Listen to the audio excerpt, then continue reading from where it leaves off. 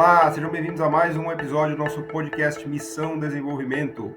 Sou Paulo Gala e tenho a honra e a alegria de receber aqui Rogélio Golfarbi. Se é que eu não errei aqui o jeito de falar o seu nome, Rogélio.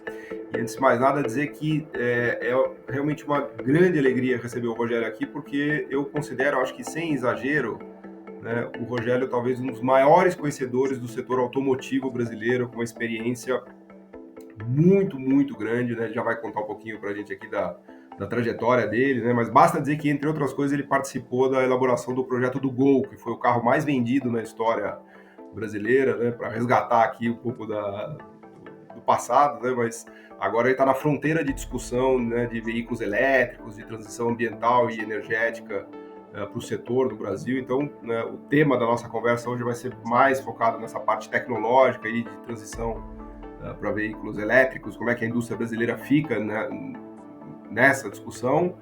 Mas vamos falar, obviamente, da história do setor. Então, para a gente realmente é uma honra muito grande poder receber aqui o Rogélio, que é uma autoridade aqui de conhecimento, né? Rogério, só também fazer um agradecimento rápido à Associação dos Funcionários do BNDES, a FBNDES, que patrocina o nosso programa. Sem eles não estaríamos aqui. Convidá-los também para assistir os outros episódios do nosso podcast, que vocês acham nas redes sociais todas.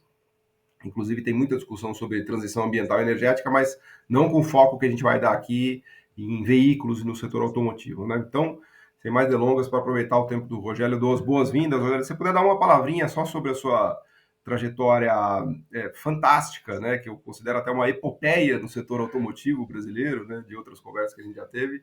E te agradeço, seja muito bem-vindo.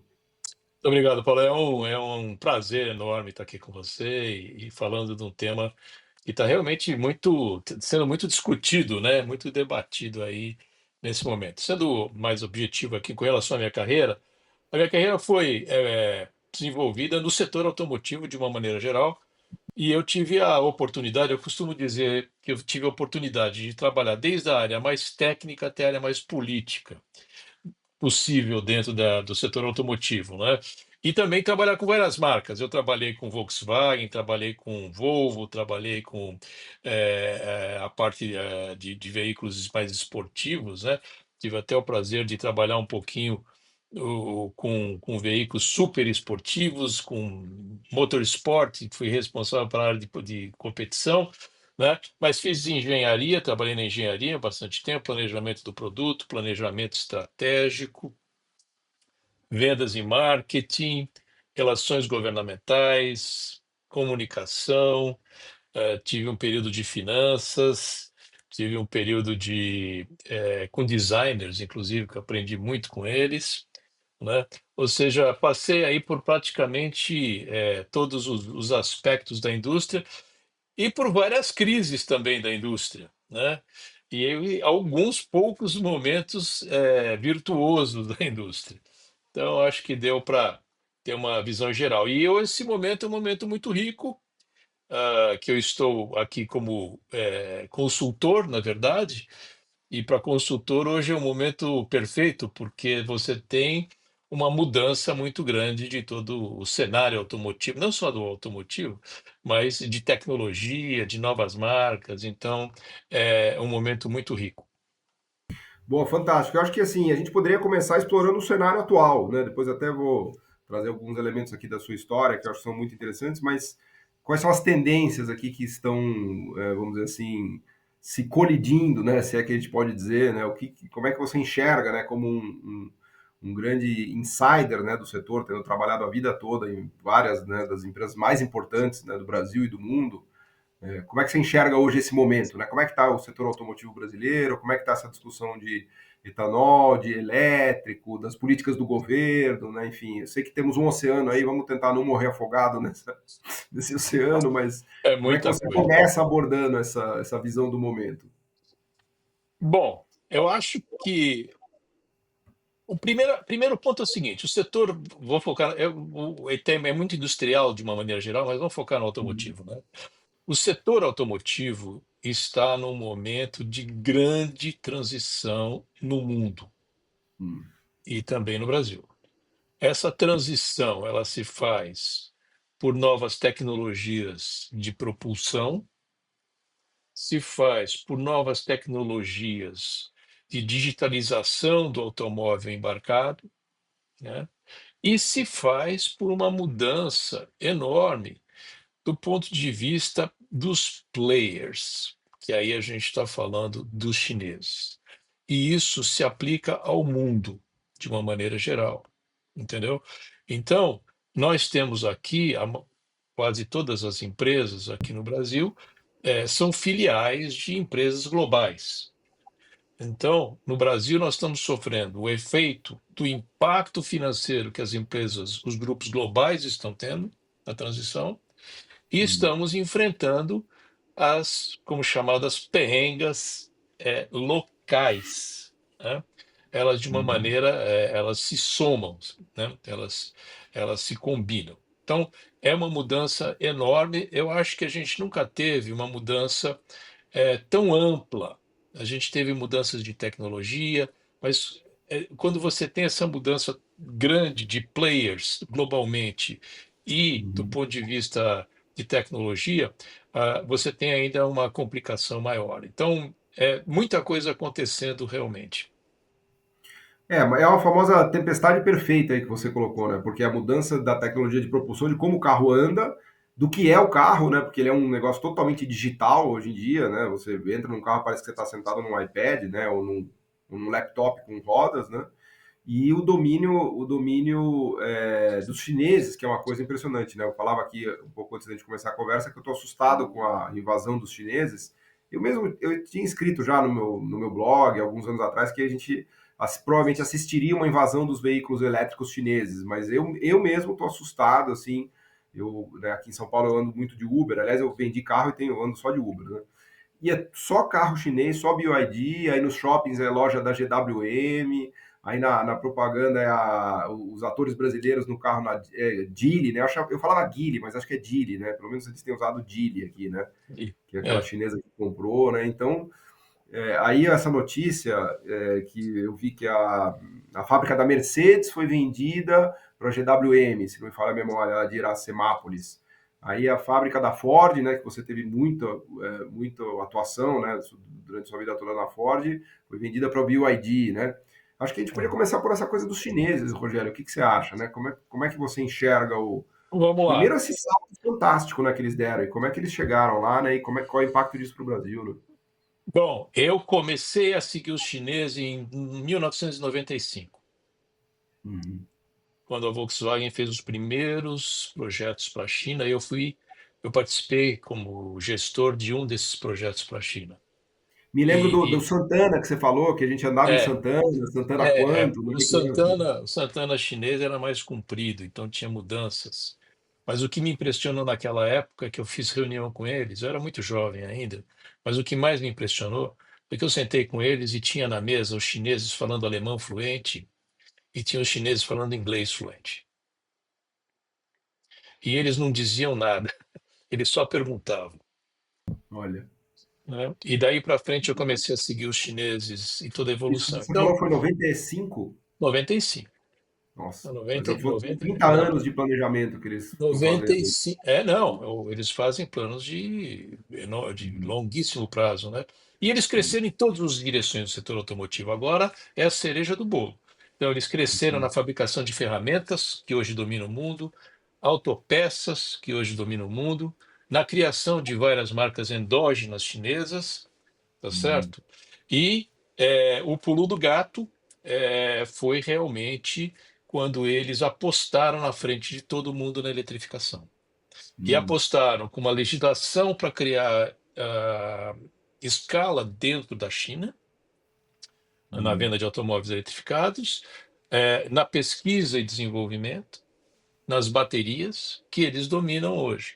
Então, como eles pularam na frente, hoje a China já tem mais de 8 milhões, já está vendendo 8 milhões de veículos Meu Deus. elétricos, né? Que é 3 vezes o que se vende na Europa, nos Estados Unidos. Eles têm escala para isso, desenvolver a tecnologia. Você fala de bateria, É, hoje você tem, triplo, tem já vendem o triplo dos europeus e dos americanos. então, ele tem escala para isso, né? Uhum. E por isso eles hoje dominam essa tecnologia. Então, a grande, o Uhum. grande passo para a internacionalização foi na eletrificação, onde os chineses deixaram de ser seguidores de tecnologia Uhum. e passaram a ser líderes no desenvolvimento de tecnologia. E aí, com toda a escala e a base de Uhum. custo baixo, eles estão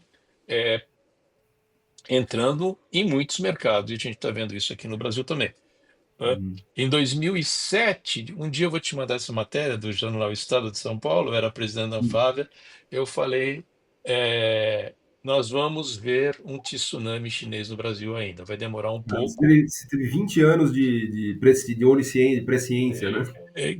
E não se falava de nada elétrico, mas eu estava vendo tudo que estava Uhum. acontecendo, inclusive a Ford, porque na época eu era presidente da Anfávia e era vice-presidente da Ford. Então, a Ford Uhum.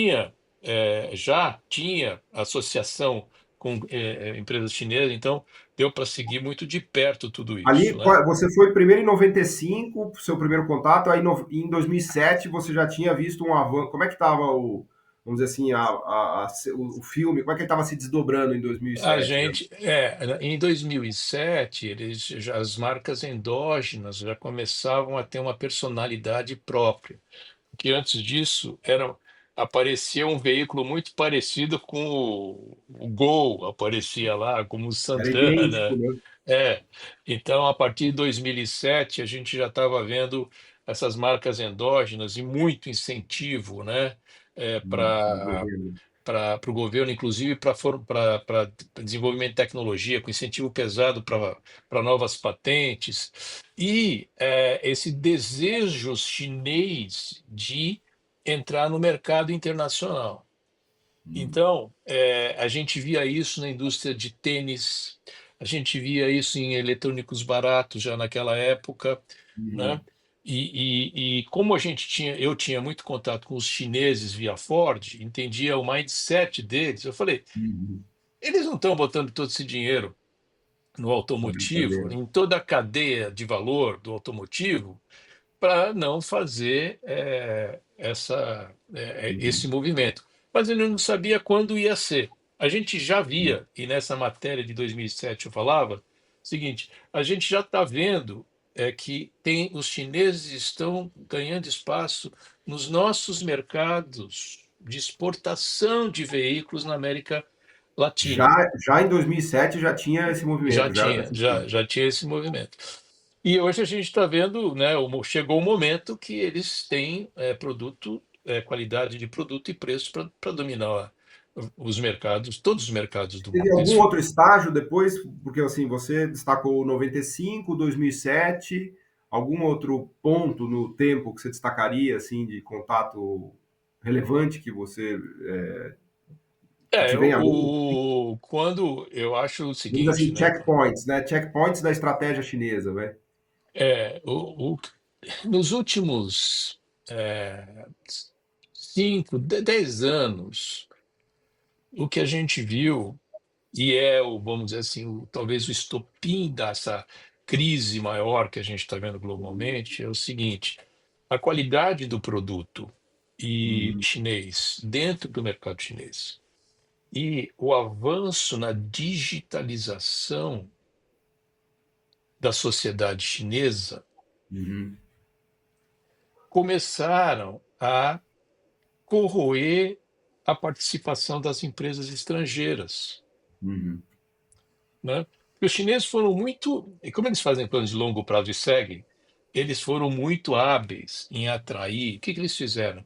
Eu tenho um mercado doméstico fantástico. Eu não tenho tecnologia, não sei fazer carro. Estou falando de carro, mas se aplica ao resto também. uhum.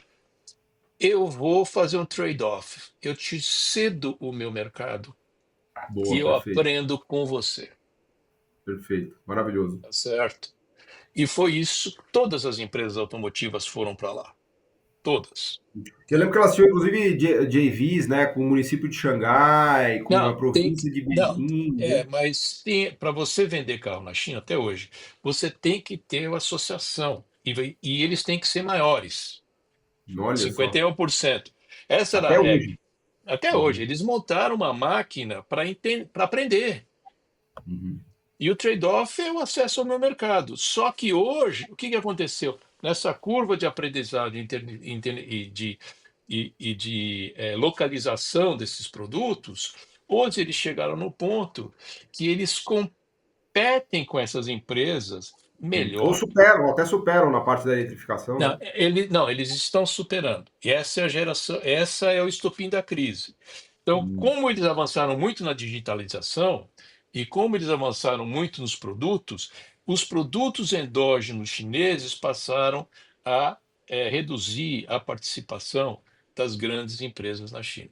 Então, você vê hoje o grupo Volkswagen com Porsche, tem Lamborghini, tem uhum, Bentley, que vende muito na China, quer dizer, tem valor agregado uhum, grande, estão com problema. uhum, Mercedes-Benz está com problema, BMW está com problema, né? uhum. Por quê? Porque todas essas marcas que tinham uma fonte de recursos que vinham da China, essa fonte de recursos está caindo. E está caindo no momento chave, um momento onde todas as empresas estão colocando muito caixa para fazer a transição de tecnologia, Perfeito. que a gente vai falar Momento, depois. é um momento crucial de mudança de paradigma, né? Então, a gente está vendo mudança de CEO na Stellantis, a gente está fazendo Todo ano, para não falar que é todo ano, né? Que a cada é, 6 meses cai o CEO, é, de tão difícil que tá, né? estão trocando, fazendo, reestruturando a Volkswagen. A Porsche levantou a mão e falou assim: com esse plano de produtos que eu tenho hoje, eu não sobrevivo, tá Olha só. certo? E no Brasil, só para dar uma pitada brasileira, a Stellantis já se associou à Leap Motors.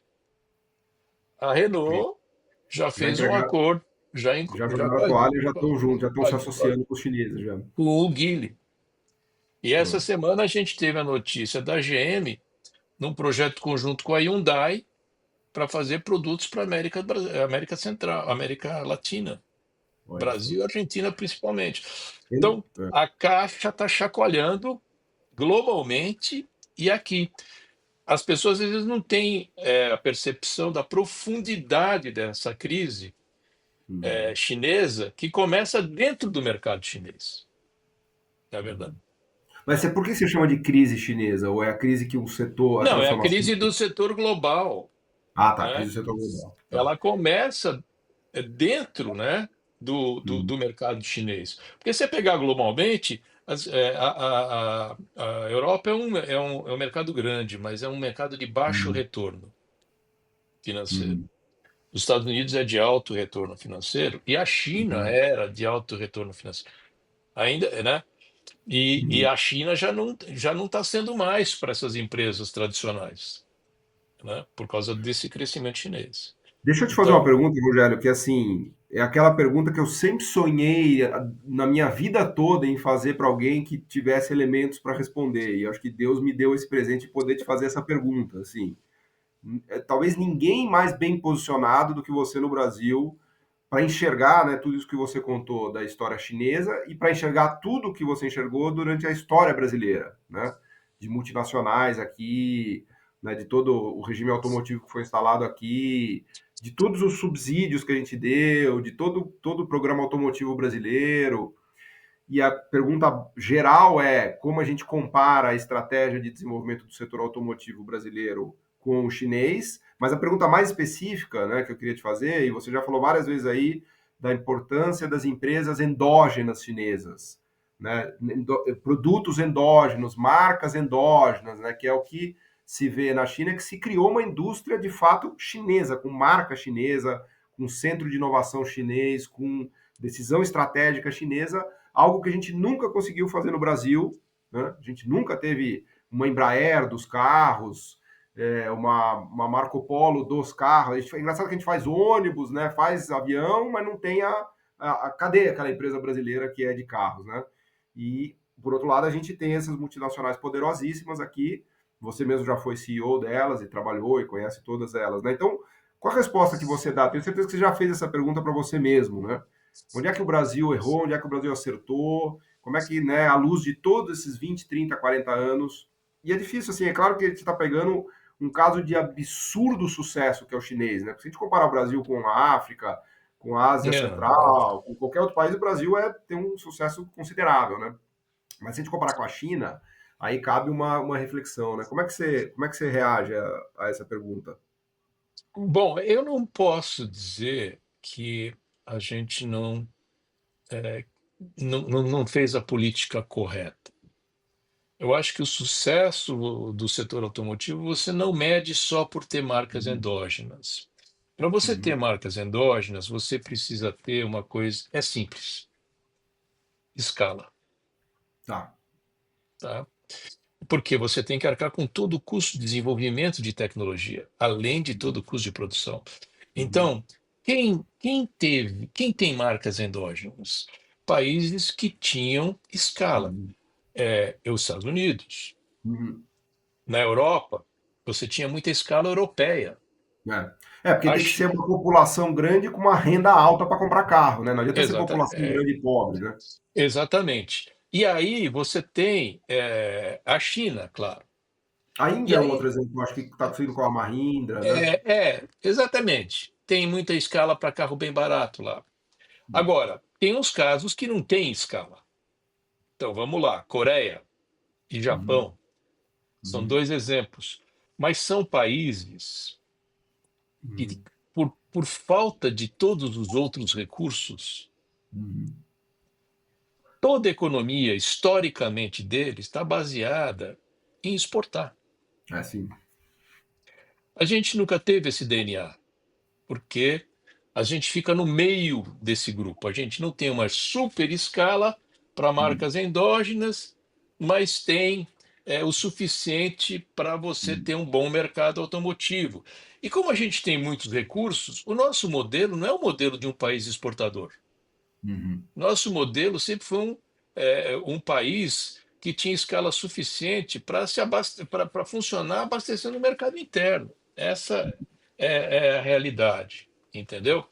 É, mas no passado, a gente tomou as uhum, decisões corretas lá uhum, atrás de construir uma indústria siderúrgica, tá uhum, certo? De atrair as montadoras lá dos Estados Unidos e da Europa, que no início podiam simplesmente montar carros aqui, depois uhum, começamos a pedir conteúdo local, e aí chegamos a momentos onde a gente tinha 80% de conteúdo local.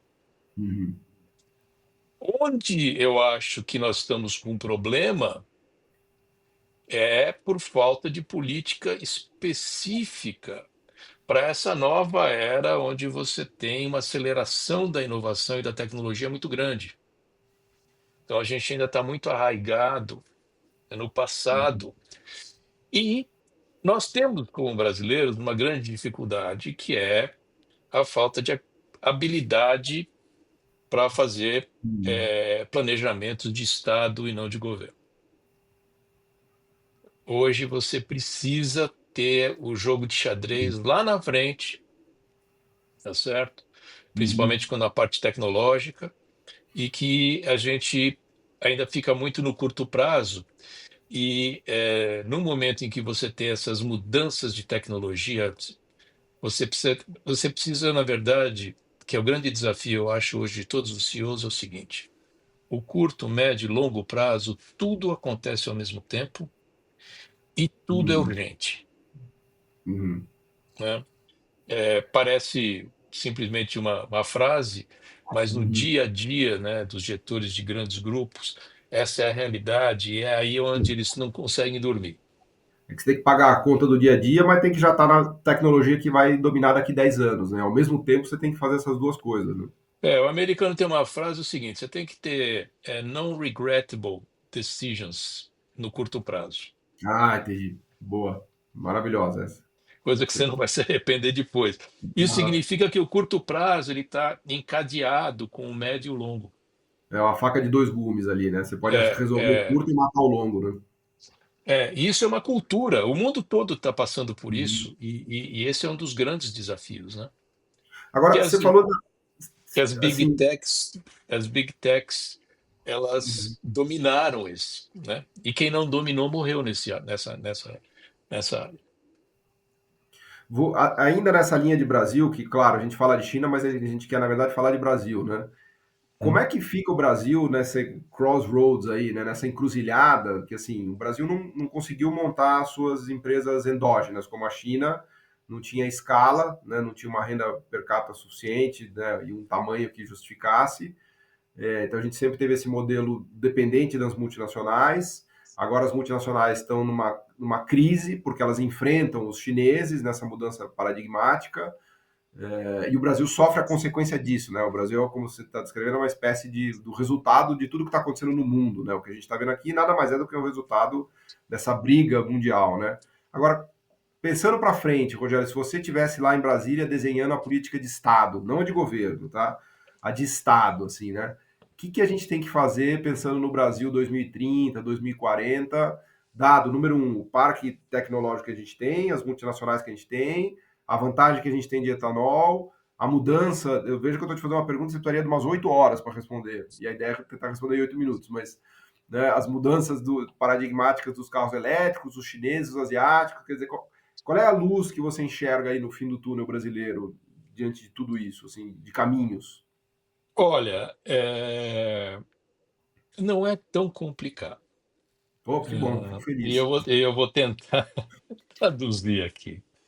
Mas, primeiro o seguinte, o que que é realmente importante para o Brasil? Uhum.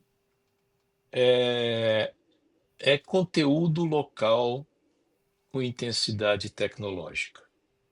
Boa. Não poderia concordar mais com esse comentário que você fez. Então, esse é o nosso objetivo final. Se isso Uhum. acontece através de empresas endógenas ou não é Uhum. importante, tá certo? Mas nós precisamos, para ter um setor automotivo de sucesso, no meu conceito, é Uhum. fabricar carros Uhum. com alto conteúdo de intensidade tecnológica. Uhum. No Brasil, É, território brasileiro. no Brasil. Eu usei a palavra fabricar, porque eu gosto de brincar dizendo que fabricar e produzir são coisas diferentes, Uhum. né? Você pode produzir uma coisa com todas as peças que você não fabricou. Você só montou, né? A ideia de montadora, né? Exatamente. Então, realmente fabricar. A gente tem muita coisa eletrônica no Brasil, mas a gente não fabrica, a gente produz, mas não fabrica. Boa. Então, o Brasil não tem uma indústria de componentes eletrônicos. O Brasil praticamente não produz tela de cristal líquido. Uhum. Então, tem trabalho pela frente. Mas o fato é o seguinte: o que é que nós temos? Nós Uhum. temos todos os minérios da indústria e da eletromobilidade e Uhum. da tecnologia. Nós temos terras raras. Tem muita Uhum. fumaça aí, mas um dos pontos que eu te garanto que é chave na negociação com o Trump é minerais. Claro, até a própria China foi o que fez ele parar um pouco na briga com a China, porque ele precisa disso, né? O que ele entrou na Ucrânia por causa disso também, Uhum. tá? E o grande golpe da China nos Estados Unidos foi parar de exportar mineral de terra rara. Uhum. Aí todo mundo sentou na mesa para conversar. Então tem muita Aí, fumaça política, eu sei, mas uhum. na minha opinião, uma hora dessa vai ter que sentar para falar de minério. Então, nós Uhum. temos terras raras, segundo as Uhum. pesquisas americanas, o Brasil tem a segunda maior reserva, a primeira é Uhum. China. Uhum. Mas não só terras raras, a gente também tem lítio, a gente tem cobre, a gente tem aço, A gente tem ferro terras raras e minerais críticos, né? e Que é o, minerais o críticos. pacote completo, né? Exatamente. Então, nós temos Nós Uhum. temos um mercado que não é o mercado americano, mas também não é o Chile. Uhum. A gente tem um mercado que permite industrialização automotiva, tá Uhum. certo? A Argentina, por exemplo, que está no meio entre o Chile e o Brasil, ela permite meia industrialização. Ela não consegue chegar com conteúdo local muito grande, Uhum.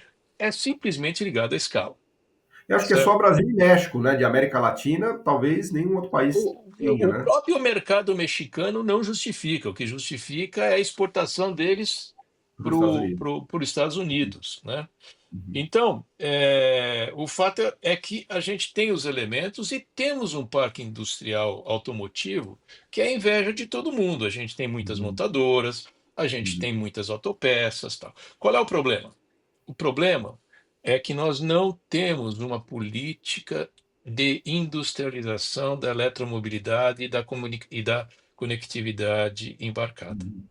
Uhum. A gente tem o Mover, que é muito legal, que é muito importante, tudo, mas ele não é abrangente o suficiente para chegar lá, né? Uhum. Então, essa política industrial automotiva, né, moderna, que ela vai fazer o quê? Ela vai fazer o que a China fez com o mercado interno, ela vai fazer com os minerais. Eu tenho mineral, você quer? Eu preciso de tecnologia. Eu Entendi. preciso fazer o quê? Extrair, beneficiar e industrializar e lá na frente inovar Uhum. com esses minerais.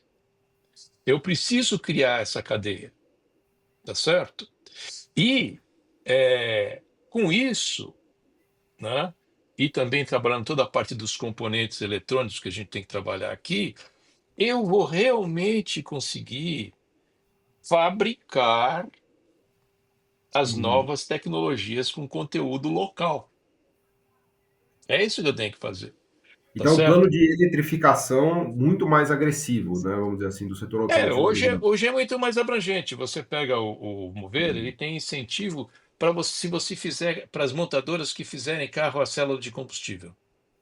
Mas é um Uhum. incentivo lá na ponta. Isso não É, funciona. para todas as energias, né? Não é algo. E tem até o próprio etanol, que eu acho que valeria uma Mas, palavrinha de etanol aqui, né? né, vamos falar de etanol. Mas o que eu quero dizer é o seguinte: se você não tem você não conecta incentivos para industrializar os minerais, lá na Uhum. frente você não vai ter o carro feito no Brasil, Entendi.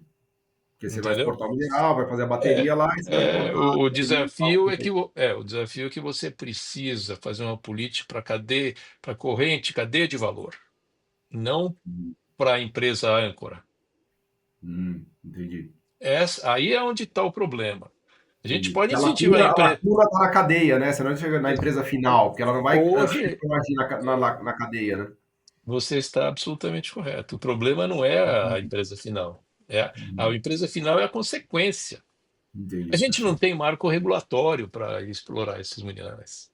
É, né, sequer, né, a gente nem sabe direito onde eles estão direito, a gente está É, mapeando, né? e eu vejo as notícias agora, né, que estão correndo e tal, mas só falam de extração, não estão Uhum. falando de beneficiamento e industrialização.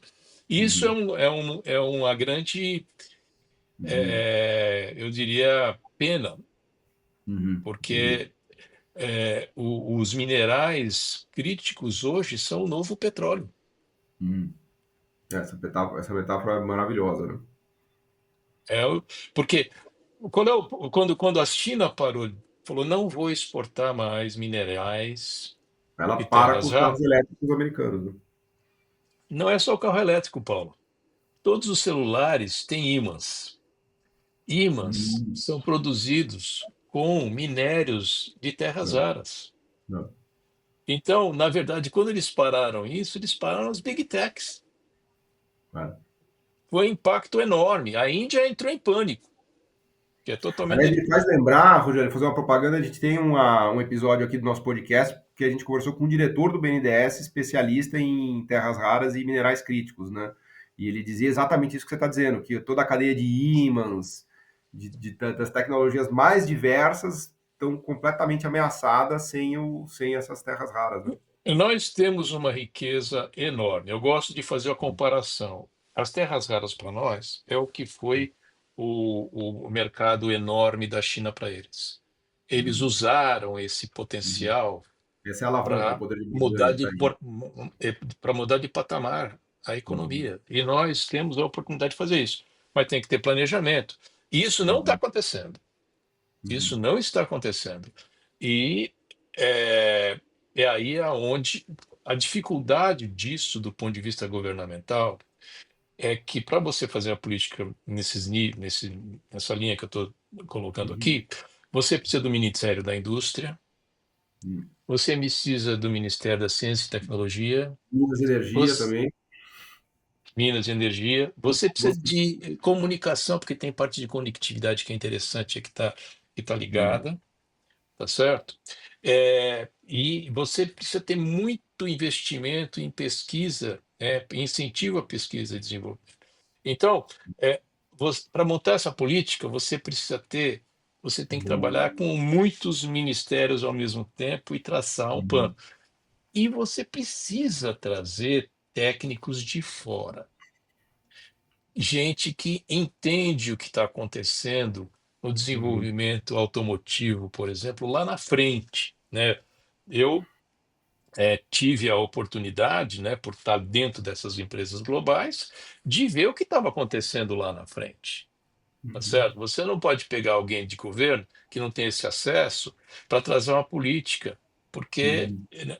você tem gente de altíssima qualidade, mas não necessariamente tem acesso à informação, Claro, né? porque a Então, fronteira tecnológica, né? Você precisa ver onde que está é, essa fronteira aí. exatamente, tem que pegar gente que realmente está entendendo o que está acontecendo no mundo, né? Para Uhum. poder guiar esse caminho. E é urgente. Isso é muito urgente. Já tá me dando aquela agonia que eu te falei, Rogério, porque a gente chegou em 40 minutos e eu não consegui perguntar um décimo do que eu queria. Mas assim, uma palavra sobre etanol, assim. Primeiro lembrar que você teve envolvido lá atrás nessa discussão de motores flex, né? Acho que você talvez seja um dos caras mais experientes disso, né? Até você puder fazer um pequeno parênteses, né, da sua história na questão do combustível e da visão que você tem hoje disso, né? O etanol atrapalha ou ajuda o Brasil? Não, o etanol é um patrimônio do Brasil, tá Uhum, certo? O etanol é uma grande vantagem brasileira.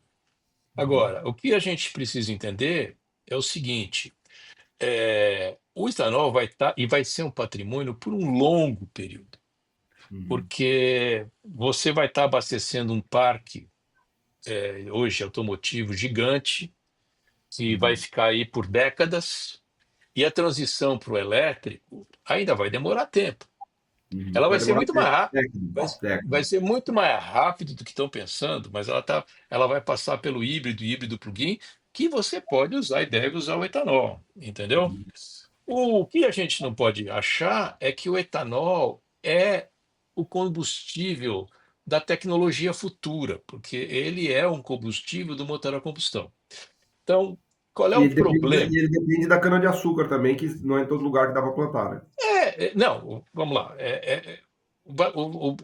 O Brasil tem uma vantagem comparativa gigante na cana-de-açúcar, né? O alto yield do etanol de cana-de-açúcar é incomparavelmente maior, melhor, Uhum, né, uhum, do que o de milho dos Estados Unidos, tá sim. certo?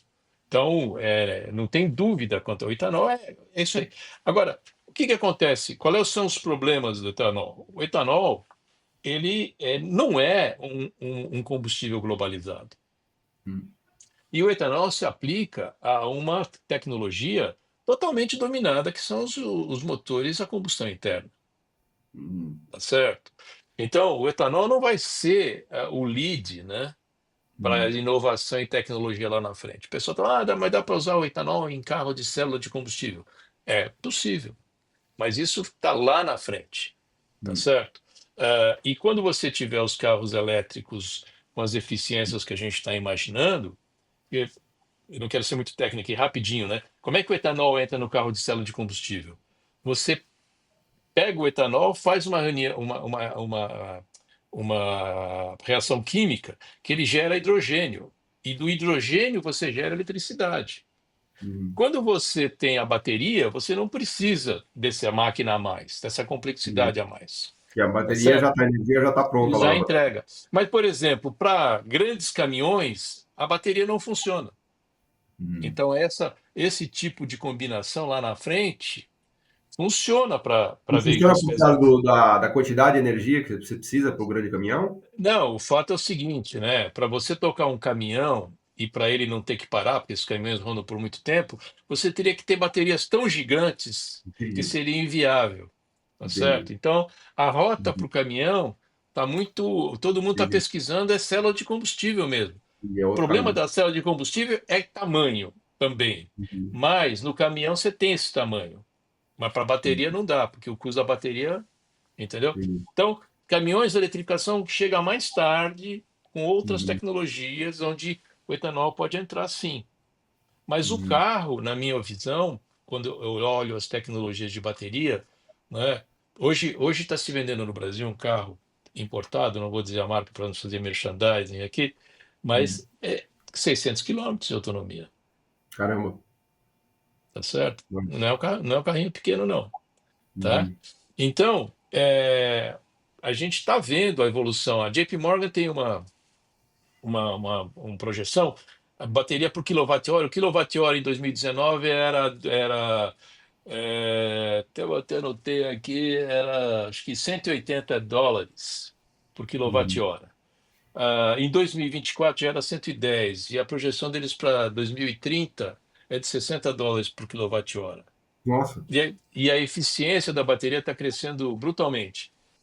Uhum. E as pesquisas de bateria em estado sólido, solid state, já estão muito avançadas. A Uhum. bateria em estado sólido, ela dá um aumento enorme de durabilidade da bateria, de Uhum. autonomia, queda de custo. É, o que você falou, a gente Então, está apenas no começo disso, na primeira década da tecnologia, né? Imagina daqui 50, é, 100 anos, né? O quanto que isso daí pode avançar, né? olha, você vai para a eletrificação muito rapidamente Uhum. e sem alongar muito aqui, só dá uma pitada. Os chineses chegaram com carro elétrico e com Uhum. carro híbrido plug-in, tá? E a adoção está sendo fantástica, estão crescendo dia a dia. Uhum. O híbrido plug-in nas grandes cidades é elétrico. O híbrido plug-in, se você tem um carregador em casa, dentro de uma Uhum. cidade como São Paulo, Rio, Minas, você não, o motor, a combustão não entra, a experiência é elétrica. Ele é E o como se fosse custo, um carro elétrico. Só na estrada que vira o que você usa. se você for uma estrada mais longa, né? Tá Uhum. certo? E muitas vezes o motor entra para abastecer a bateria, Uhum. não para tracionar o veículo. Então, essas pessoas que estão aderindo, né, Uhum. de maneira até rápida a essa tecnologia, na verdade, ela está aderindo ao carro elétrico, ao uso do carro É, elétrico. eu converso com os motoristas de Uber, eles estão estourando champanhe, porque ele fala, pô, eu gastava R$ 2.500 de conta de gasolina, agora eu gasto R$ 150 a mais na minha conta de luz e o carro é maravilhoso. E Assim, não as para, não para evidências para ir no, anedóticas, né, que eu coleto são... e não para ir no posto de gasolina. E E não posto de para, gasolina, exato, ele dorme em casa, abastece e roda o dia inteiro, né? posto de gasolina tem um problema. Posto de gasolina, nos grandes centros, o retorno do investimento está cada vez mais difícil. O custo do É, terreno está é. muito alto. É, o custo de Ex- oportunidade imobiliária é gigante, né? Porque você faz um prédio onde tem exata- um custo, né? exatamente. Então, posto de gasolina está cada vez mais difícil, Vai a desaparecer, tá rentabilidade. fadado Então, ao fracasso. o caminho leva para a eletrificação Uhum. e principalmente pelo seguinte: é, o mundo, o nome do jogo e das brigas está em cima de energia. Uhum. Motor a combustão, ele te entrega uma eficiência, um supermotor não chega a 30% de eficiência. O que que é isso? Toda a energia do combustível que você põe nele, ele usa 25, 28%. O resto ele queima em barulho e temperatura, Fumaça. fumaça. O elétrico, qualquer motorzinho elétrico chega a 90% de eficiência. Nossa, é incomparável, né? Meu Deus. Então, o interessante aqui tecnologicamente, para quem está me escutando aí, é o seguinte: você pega um motor a combustão no carro, mas tudo que você puder eletrificar dentro do carro, você eletrifica. Então, por que que você tem direção elétrica e não mais direção hidráulica? Porque a É. direção hidráulica é tocada por uma bomba tocada pelo motor a combustão, Hum. mas o elétrico não. Então, quanto mais eletrificado está o teu carro a combustão, Mais mais eficiente. econômica. Inclusive, chegaram a desenvolver ar-condicionado elétrico para botar nos carros, né? Então, a eficiência é indiscutível. A, Hum. compa- a tecnologia ainda não resolveu todas as dores dos consumidores, principalmente na questão de recarga rápida e distância, né, Uhum. percorrida, mas já está muito próximo de resolver isso. E aí Uhum. o custo com a escala também vai começar a baixar. Então, Uhum. eu acredito que a direção é a eletrificação, sim. Os Uhum. chineses pularam na frente e vão ter uma Uhum. vantagem competitiva ainda por bastante tempo. Para concluir aqui, assim, então, o que eu aprendi aqui da sua aula magna é que o Brasil precisa de um plano de eletrificação do setor automotivo de fato, não porque o Mover, que eu entendo, que eu acho legal também, ele é um plano de energia, de sustentabilidade, vai, que comporta várias rotas tecnológicas, vários caminhos, mas ele não é um mergulho no mundo da eletrificação veicular, número um, e número dois, toda a discussão de minerais críticos, terras raras, É, ele, ele colocados nesse não, pacote, né?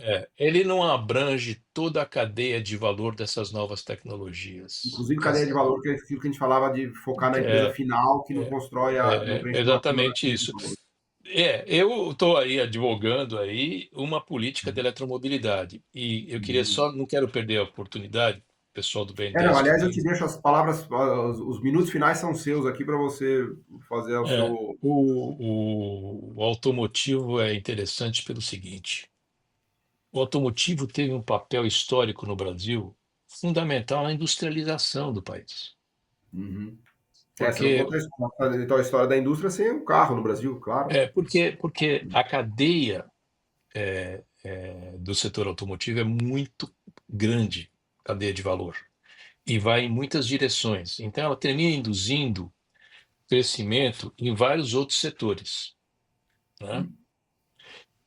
E na eletromobilidade, para essas novas tecnologias, se a gente fizer um negócio bem feito para eletromobilidade, isso vai transbordar para vários outros setores. Não vai Vai ficar. ter industrialização de Se uma. aplica, claro, a Entendi. hora que você fizer uma política de eletromobilidade que beneficia os Uhum. minerais, isso vai para todo mundo, entendeu? Vai ter Então, baterias, motores de todo tipo de motor é, elétrico e por aí vai. E já temos a exatamente. VEG, né? Já temos ali o polo de Santa Catarina, tem muita coisa avançada. A Tem, própria VEG está na tem. China fazendo isso, né? Exatamente. Então, o que que eu acho é o seguinte: nessa transição tecnológica brutal da indústria, Uhum, e aí tem eletroeletrônico, tem tudo, uma política de eletromobilidade ela vai ser a ponta de lança uhum, para a gente não ficar uhum. atrasado. Se a gente não fizer isso, nós vamos ser fabricantes de invólucros para É. tecnologias importadas, né? Essa Uhum. que é a... Nós não vamos, para usar os seus Infelizmente. termos, nós não vamos fabricar, para usar os seus termos. Exatamente. Então é um Uhum. momento importante, é, desafiador, e eu acho Dá que. tempo ainda, Rogério? Dá tempo ainda Não, de fazer? claro que dá, porque a Uhum, gente tem os elementos, né? uhum, Como a gente está falando para o pessoal do BNDES, eu já tive muito contato na minha vida com o BNDES. O uhum, BNDES é um grande indutor, uhum, tanto do ponto de vista financeiro, mas até de influência política dentro do governo, uhum, né, uhum, para direcionar esse tipo de coisa, né? uhum, Nós estamos ficando atrasados na base dessas uhum. novas tecnologias. E dá tempo sim, e a gente tem os instrumentos. É importante ter o foco, né, e a crença de que isso vale a pena, né? Que não dá para Uhum. deixar para depois. Fantástico, maravilhoso. Eu acho que concluímos aqui com a ideia, o desafio da construção da cadeia de eletromobilidade no Brasil, né? Que é uma cadeia que não, em absoluto ainda está por ser construída, né? Mas fico otimista aqui com a sua visão de que estamos ficando um pouquinho atrasado e tal, mas acho que pelo que você está falando a gente tem dá tempo ainda e temos os elementos aí, as cartas na manga, vai, vamos dizer assim, para sentar na mesa e jogar, né? Não, sem dúvida nenhuma. O Brasil, e tem Uhum, gente com empreendedorismo aqui fantástico uhum, para isso, né? Eu acho que é uma oportunidade que a gente tem e uhum. que o próprio Trump está mostrando para a gente a importância disso. Né?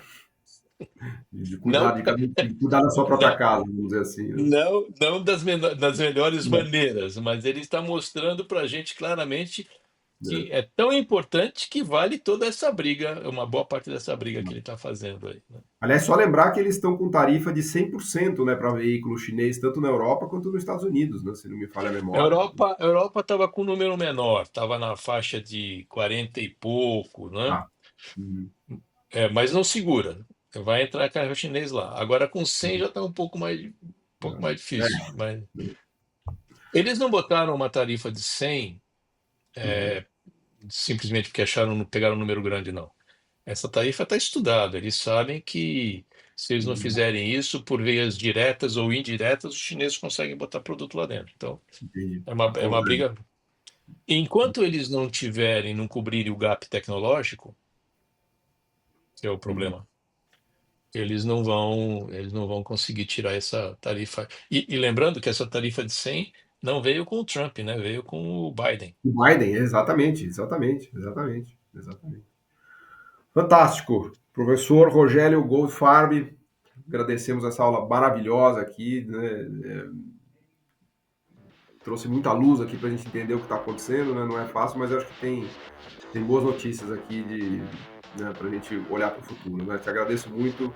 Vamos te convidar de novo para fazer as outras 80% das perguntas que não deu tempo de fazer nesse tempo exíguo aqui. Ah, Muito eu que agradeço pelo privilégio que você está me provendo, né? De poder falar com esse pessoal que também é super relevante, né? E envolvido nesse tipo de discussão que a gente tem aqui. obrigado. Muito bom, obrigado. O podcast Missão Desenvolvimento é uma realização da AFBNDES, Associação de Funcionários do BNDES, e vai ao ar semanalmente em todas as plataformas digitais.